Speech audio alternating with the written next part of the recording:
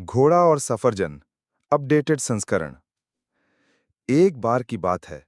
राजा साहब ने सोचा कि जरा देखूं तो सही, मेरे राज्य में घर पर किसकी चलती है, पति की या पत्नी की। इसके लिए उसने एक सर्वे निकाल दिया और इनाम रखा। जिनके घर में पति की चलती है उन्हें मिलेगा घोड़ा, और जिनके घर में पत्नी की चलती है उन्हें मिलेगा सफरजन।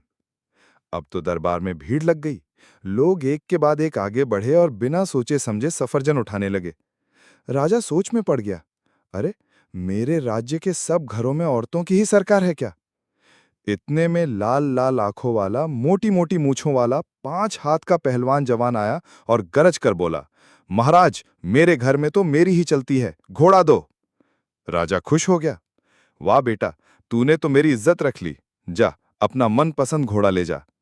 जवान तुरंत जाकर एक काला घोड़ा चुन लाया और शान से घर निकल गया। लेकिन थोड़ी देर बाद ही वापस आया। राजा हैरान।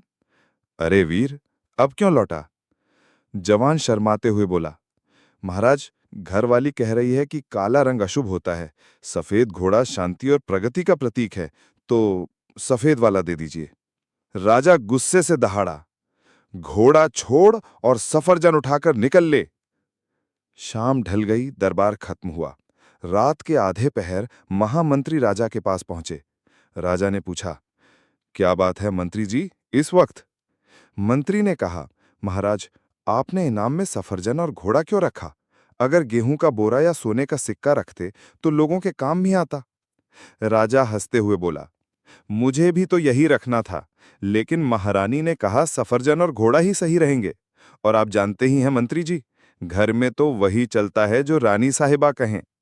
मंत्री धीरे से बोला, तो क्या महाराज, आपके लिए भी एक सफरजन भिजवा दूं? राजा ठहाका लगा के हंसा।